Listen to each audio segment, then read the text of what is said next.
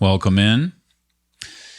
Today, I'd like to offer some reflections on being a Dharma person versus having a Dharma practice. These reflections are not intended to be points of judgment towards someone else's practice or our own practice for that matter. They're more a way to start to look at the core elements of Buddha Dharma in our practice, if we wish to practice that kind of a path, and to really see what may be the difference between having a practice versus when that practice is starting to coalesce in our being, when it's starting to transform us. For those of you newer to the Buddhist path and or newer to meditation, this could also be a way to take in some new information or a different way to look at some of these reflections or Buddhist material in order to grow an intention or a purpose for why we're meditating. In general, I'm offering these reflections for those of us who have been practicing for a while to take some stock of our practice in a compassionate way, not from a place of judgment and or not enoughness. So I just want to point that out before we go into the content. I'd also like to point out that having a Dharma practice is just fine. There's actually no way to become a Dharma person without having a Dharma practice. So we all start with a Dharma practice. You know, most of us are also in some in between where we have a practice, we're seeing some changes and transformation. We're starting to understand how to be a Dharma person, or that's just happening naturally as a result of our practice. But we also have a practice. We have something we're committed to. And without that, there's no way to transform. So I just want to point that out as well. So first off, what does being a Dharma person actually mean? There's many takes on this. There's many approaches to discuss this. You could probably find some really awesome material out there from lineage masters in the Tibetan traditions I practice, as well as other Buddhist lineages, and I'm sure other Dharma paths as well, on what it means to embody something. But when I was reflecting on this, I ended up coming back to this core quote from the Buddha that really sums it up. And this quote goes like this: "Commit not a single unwholesome action. Cultivate a wealth of virtue. To completely tame this mind of ours, this is the teaching of the Buddhas." And so you can find this quote throughout traditional Buddhism, especially in Himalayan Buddhism or Tibetan Buddhism. You see this taught often. Sometimes people even inscribe it in rock or stone, or paint it on a wall of a temple. And this is because this is one of the most famous quotes from the Buddha, and it really sums up the entire path of the Dharma.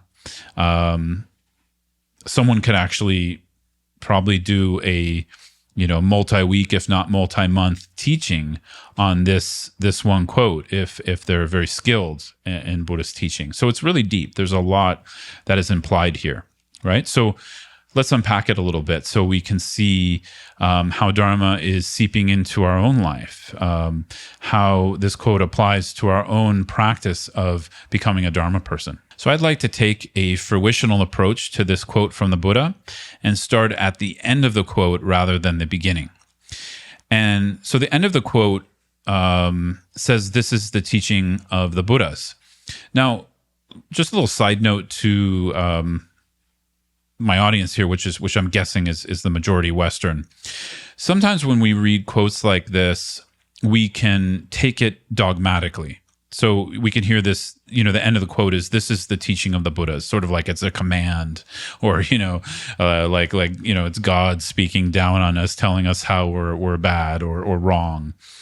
That's not the intention in this quote at all. So usually, as probably some of you who, regularly check out my content, usually I recommend to look at these quotes differently, to look at them with more curiosity or from the perspective of a question rather than someone telling us something or ordering us to do something. I don't know about for you, but for me, as someone who's grown up in the West, in the United States,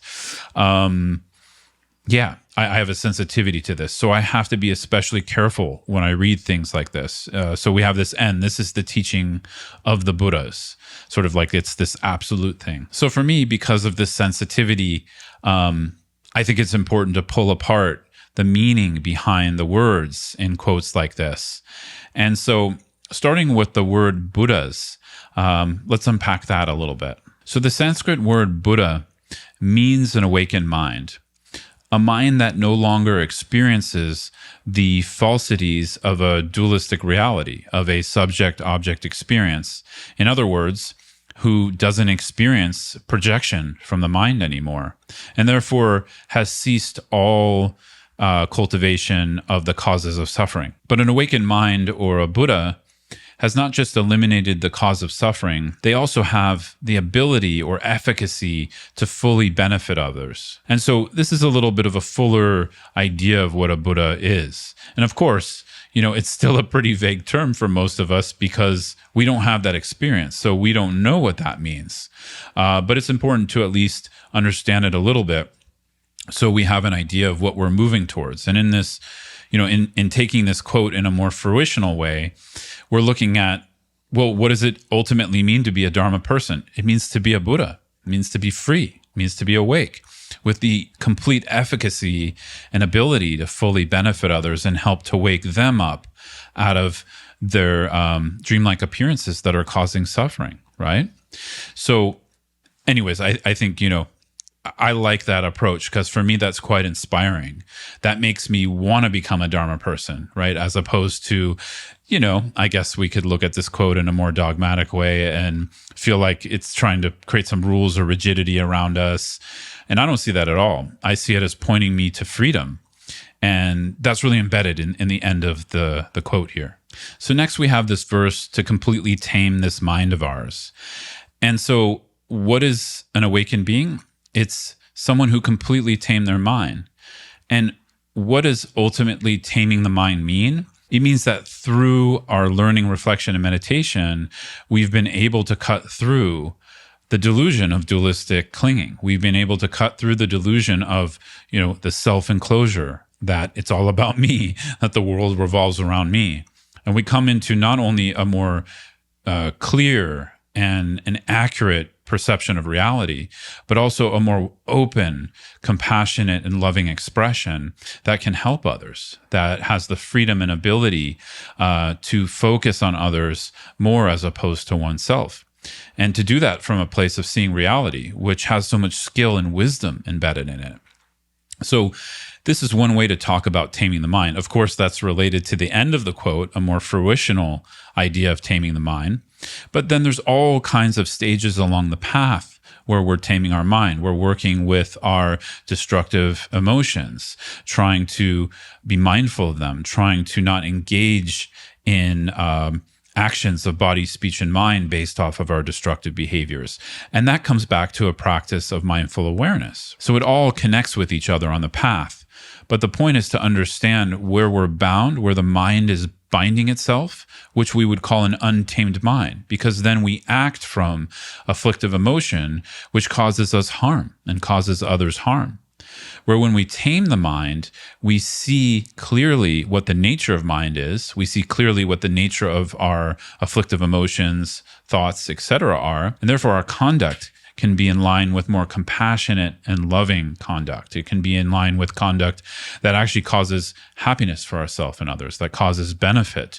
And ultimately, that just sees reality in a more accurate and clear way. So this connects back to the second phrase in the verse, cultivate a wealth of virtue. And essentially, when we come out of a dogmatic approach to virtue and non-virtue, we're just looking at cause and effect relationship.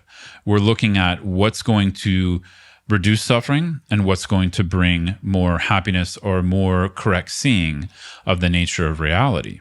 And so this second part of the quote is connected to the third part. How do we tame the mind?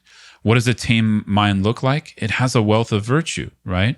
So our conduct is in line with our mind, our thoughts, our intentions are in line with our conduct.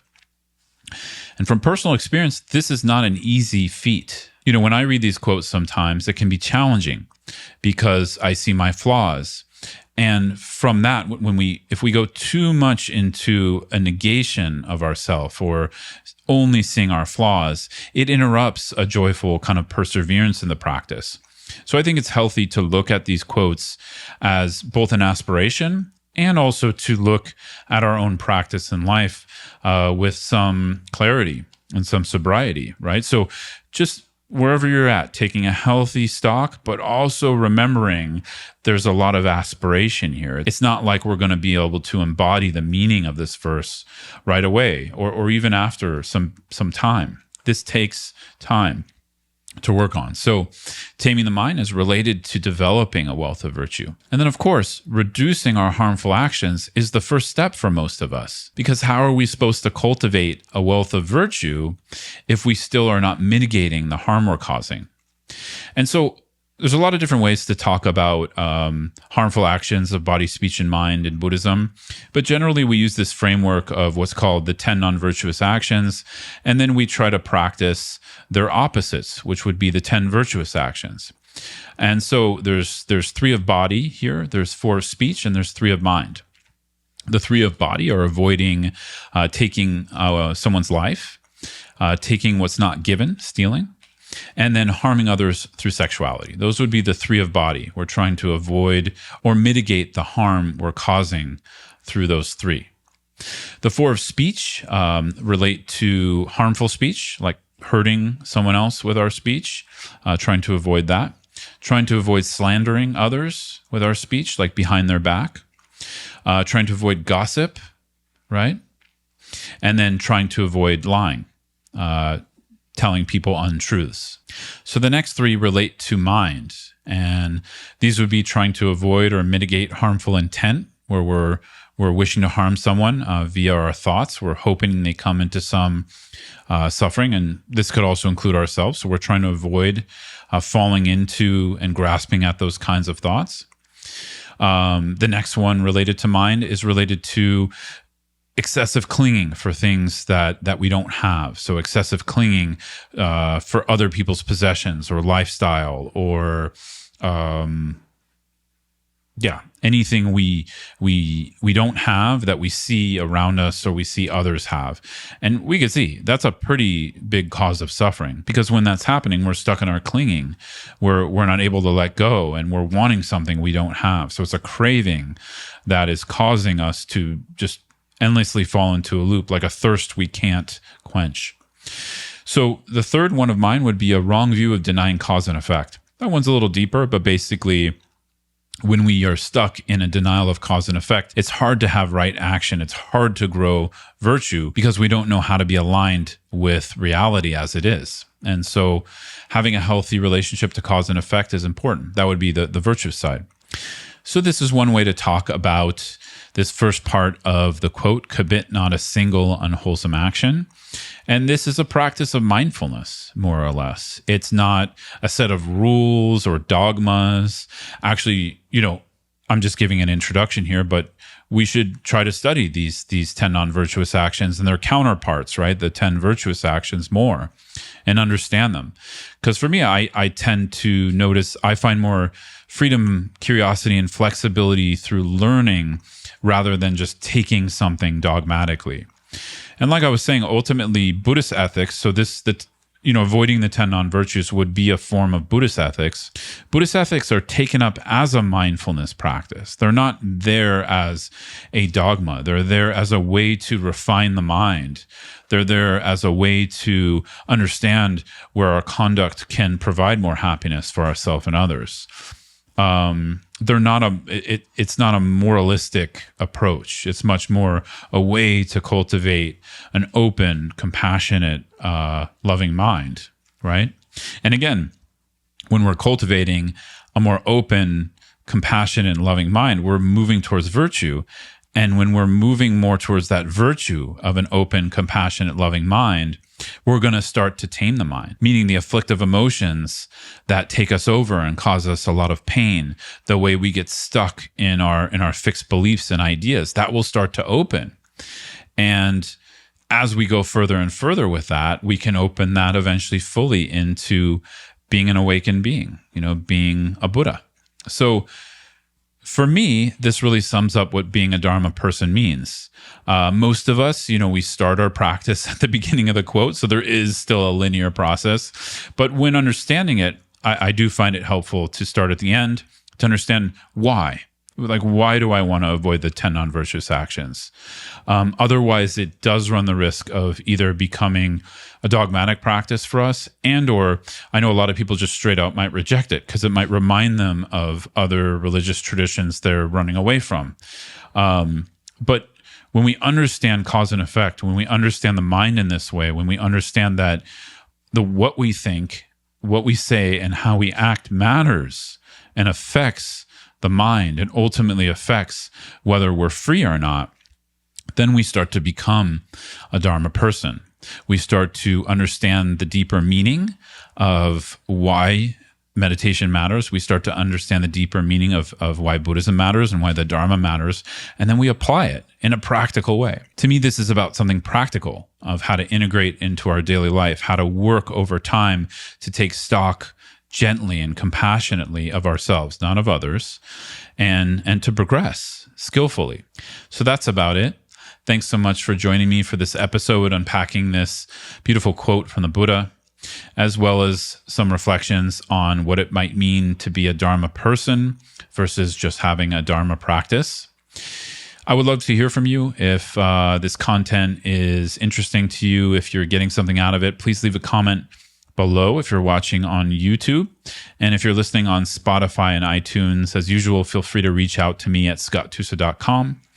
And just wishing you all the best in your practice and learning of the Dharma. Thanks so much.